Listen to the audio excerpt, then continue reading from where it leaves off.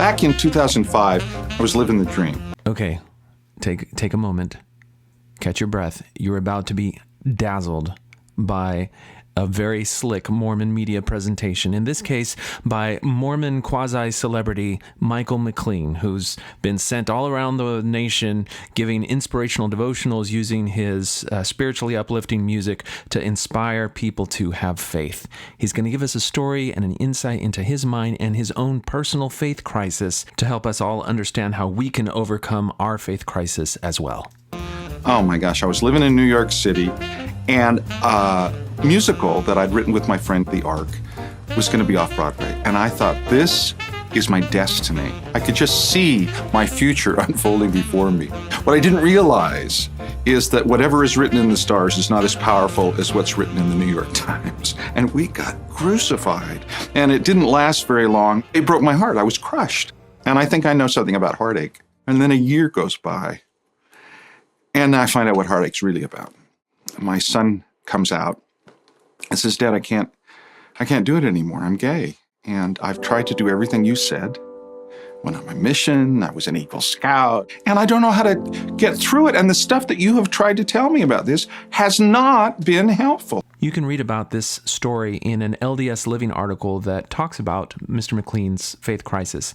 His son comes to him while the church is in the process of fighting gay marriage in California. And what he's talking about here, where his son says, all the things that you've been trying to tell me have not been helpful, what he would have been trying to tell his son is what the church was teaching up until that point, which is that being gay is a choice. It is a sin. It is something that can be cured. It is something for which tolerance by church members is heavily guarded against. If you have a gay family member, you do not allow them to bring any aspect of their lifestyle into your home, into your life with any measure of tolerance. That is the perspective that the church was holding at the time, and it is what his son would have been telling him was not working. Now, I think as we listen, you're going to realize what kind of a father Mr. Mclean is. He's a good father, and he cares and loves his son deeply. And the fact that this question of his son's homosexuality and the position of the church brought him into what he describes as a faith crisis, I think speaks to his character as a father and an individual. Let's keep going.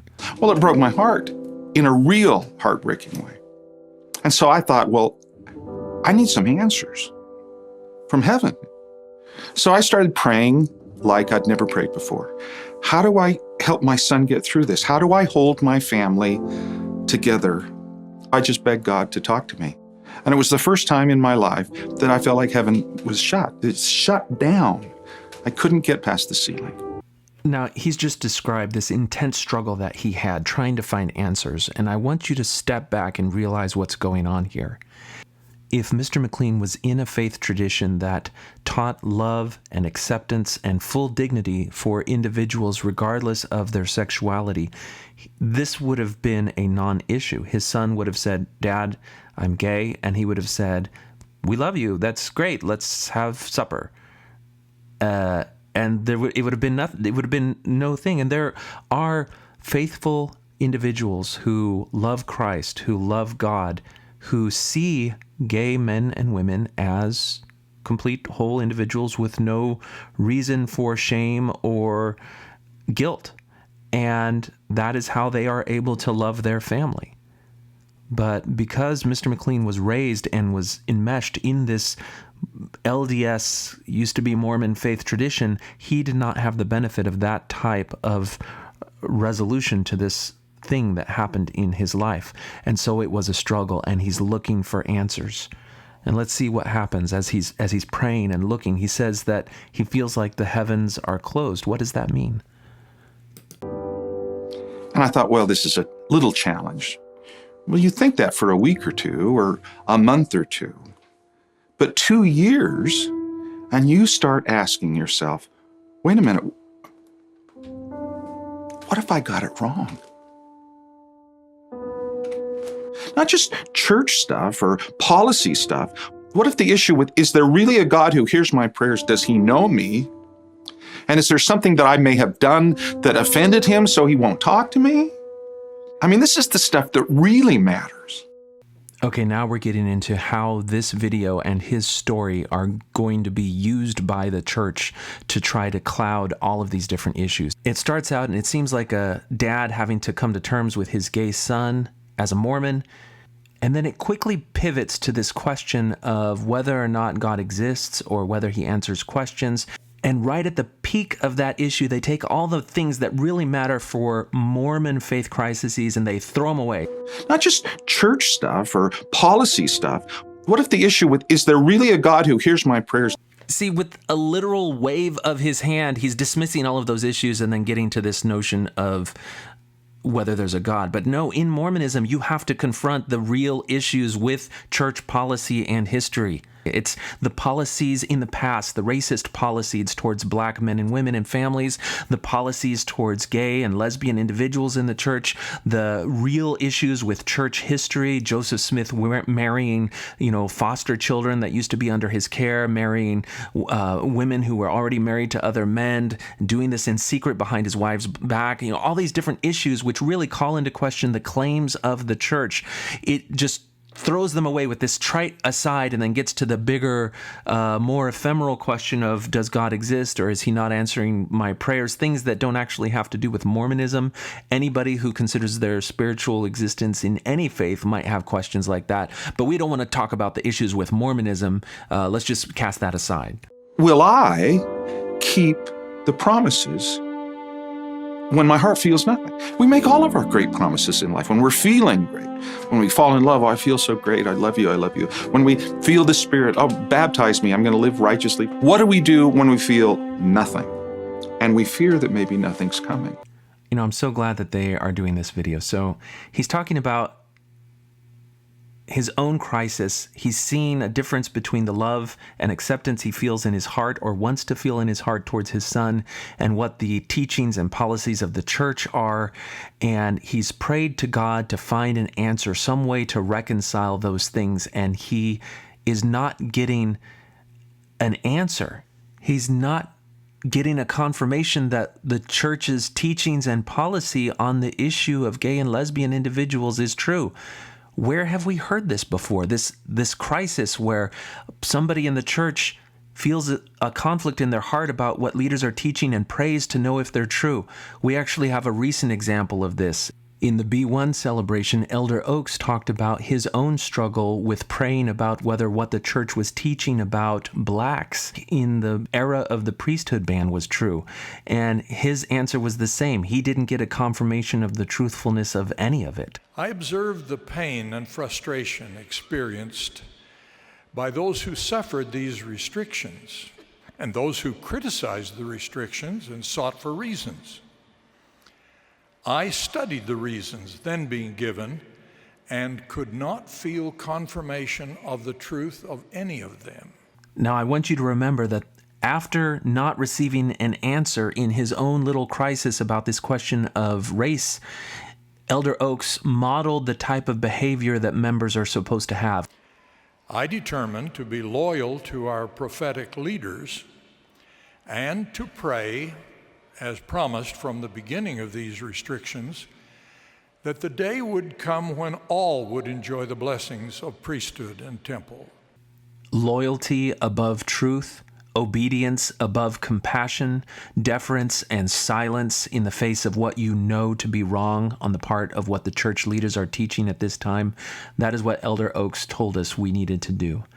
Let's see if they're going to use that same model for how they have shaped and repurposed Elder Mclean's own faith crisis. I don't know if you're hearing this. I'm going to quit whining and moaning about this. I'm going to trust you. I'm going to trust that there's a reason that I can't feel your presence. There's a reason that I feel so abandoned. I'm going to trust that you're smarter than I am, that you get this better than I do, and at some point, and I don't feel like it'll ever happen, but at some point, you'll communicate with me, and I'll feel your love, and I won't feel so lost.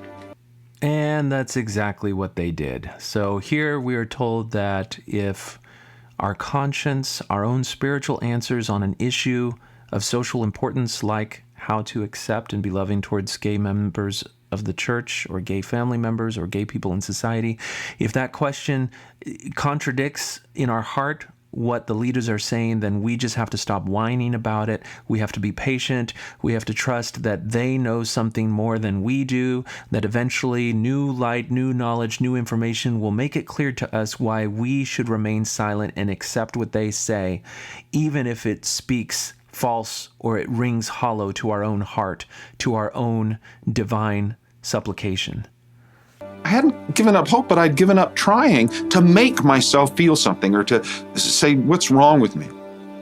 After 9 years of this faith crisis, I had this extraordinary experience. I went into my study, I'm a songwriter, and for 10 days, it was like I got downloads of songs, just kind of almost out of the blue.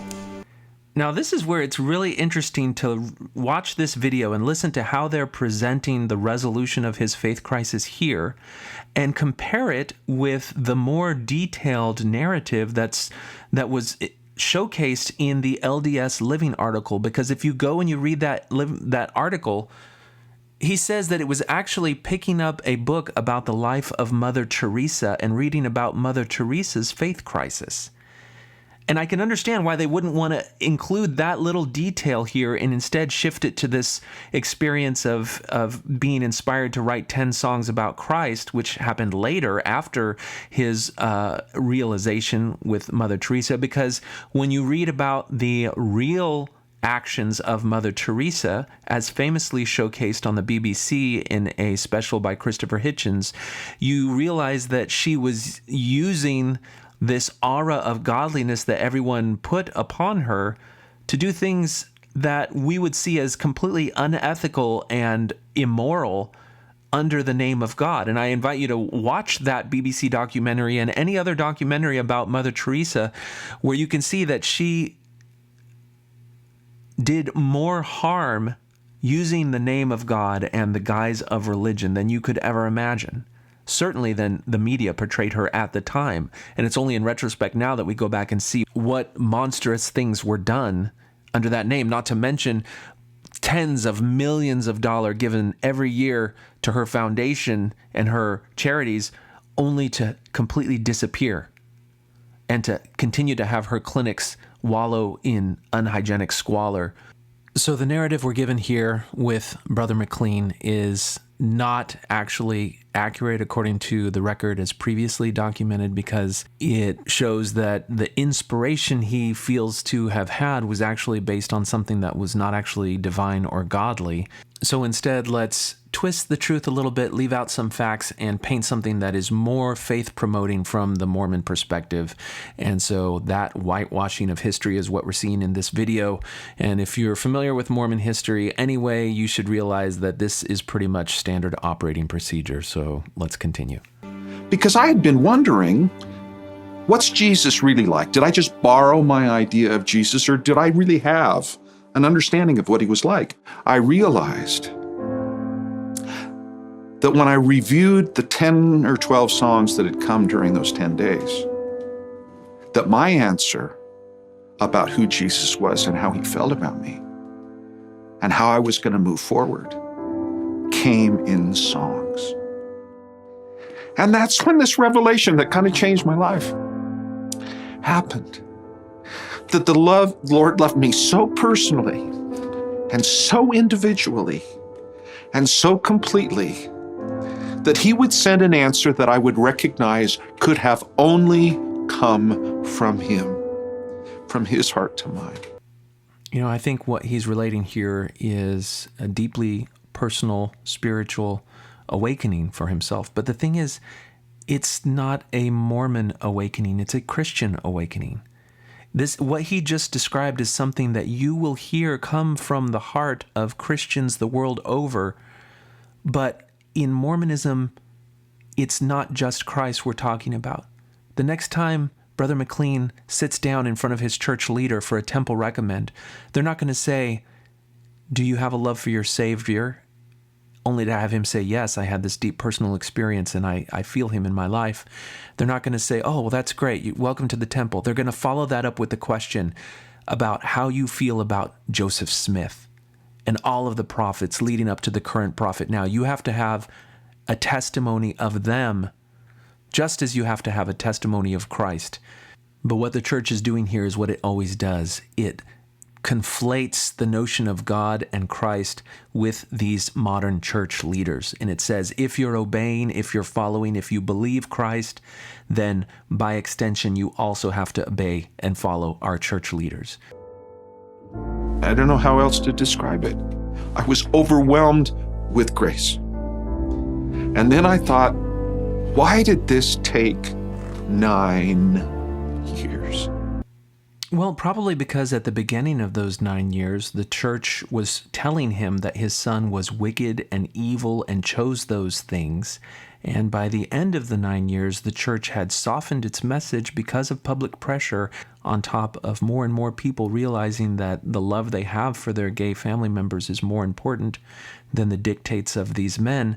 So the church finally softened it, and it said, well, maybe being gay is not iniquity. Maybe that's something that people are born with. Maybe we don't have to tell people to shun their family members. Maybe we can make room a little bit. And so now that the church wasn't as starkly opposed to his own feelings towards his son, he was able to squeeze himself into the church. And, the one disappointing thing about all of this is that even after the policy of November 15, which really was a knife in the heart of a lot of parents who were trying to struggle with this issue, Mr. McLean is still willing to put his name, his face, and his story out here to try to compel other family members to stay attached to a church that is so willing to denigrate their loved ones who are gay. But this is his story, so here we go. As I tried to process the story that I've been sharing with you, I started to make some notes. Were there times that Jesus was there and I didn't see him? Because I had decided in advance, I know how to get answers to my prayers. And they come in this box. This is how God answers prayers, like this. Every prayer he's ever answered for me came this way. Well, what if he was answering me outside the box? What if there were ways he was trying to give me hope and reassure me and talk to me, and it just went over my head because I couldn't see it? You talk about being humbled, and I listed 25 things that had happened where the Lord was reaching out to me. I think we can feel the sincerity in his story here. Unfortunately, what the church is doing is it's using his personal story to reinforce the theme of victim blaming that happens when people have a real faith crisis. And that is that now we have this notion that he was getting answers, he just wasn't perceiving them. He wasn't realizing that those were the answers. And so now church leaders can tell all the people who have doubts and questions about the church and church history, well, your mind is just too closed off. You're not getting the answers that you want. This is your fault for not being perceptive to God. And it's putting that notion now out into the air that can be drawn upon by people sharing this video or using his story to try to avoid dealing with issues with family members in a faith crisis, and simply say, well, the reason that they're still in crisis is that they just aren't listening the right way to the Spirit. It was a discovery of the fact that for 9 years, the Lord had not been punishing me by not talking to me. He was trying to teach me that even when I couldn't see it, His grace was trying to save me. Oh boy. Okay, so this is, the final note of this particular video, and you'll notice that what they've done is they've taken what starts out as a story about a gay man coming out to his father, who happens to be a famous Mormon, and then it shifts a little bit and it's about church policy and history, but no, it's not about that, it's about God. And so finally it's about being saved. And so now, if you reject the church, then you're not going to be saved. So now it's an existential crisis. And we've had all these notions that, you're not hearing the right answers. God's really trying to save you. And all of those things are being equated with obedience and membership and deference in the church to the leaders. Even if it violates your conscience with how you feel about loved ones who may be gay or any other social issue, you're told, as Elder Oaks modeled, loyalty, patience, just wait. They know more than you. It'll all become clear in the future. You don't understand or you haven't heard the answers. And so what members are told to do is just wait, just hold on, just stay in the boat. Even if you don't know why, even if it conflicts with how you really feel, just stay in the boat. And we tie it all up with this notion that, the church is trying to save you. And they put God in the name just to give it that aura so that you can feel like it's not the church, it's Christ. But, there are a lot of Christians out there that feel personal redemption because of Christ that aren't tied to all of the other things that this church imposes upon its members. The idea that Christ is trying to save you has nothing to do with how do you reconcile Joseph Smith marrying the teenage maid in his home before the sealing keys are restored. It has nothing to do with how do you reconcile the book of Abraham conveying racist ideas from a 19th century perspective, now that we know that it came from Joseph Smith's inspiration rather than translation from the papyrus. The idea of being saved by Christ has nothing to do with accepting men claiming to be the mouthpiece for God, spouting racist, vile things for over a century. You can still accept Christ is trying to save you and reject all of these terrible things that have happened in the past because of the church leaders. But the trick here is that the church has equated reverence, allegiance, and testimony of their leaders with God. There are people who leave the church who go on to find other faith communities that they feel at home in. And chances are those faith communities are not going to have the same hateful messages about gay family members that they heard in Mormonism. And there are other people who decide that a secular perspective that gives no allegiance to men claiming to speak for God is what suits them best, and they can find some community in that. But those issues are separate. Where somebody ends up after a faith crisis is separate from the reasons for the faith crisis.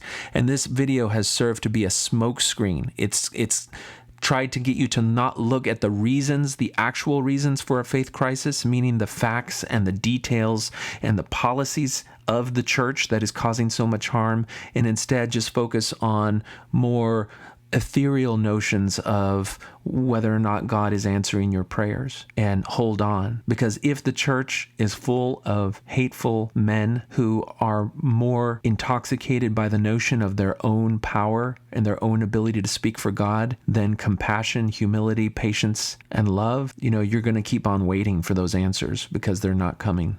If you're praying to know how to reconcile hateful, bigoted ideas with the notion of a loving God, you're going to be waiting a long time. That's what we found back on the issue of race. You can look at the articles on Stuart Udall and Laurie Nelson to see that decades before they reversed the priesthood ban, people were waiting and calling out for a message of universal brotherhood, and the brethren spat in their face.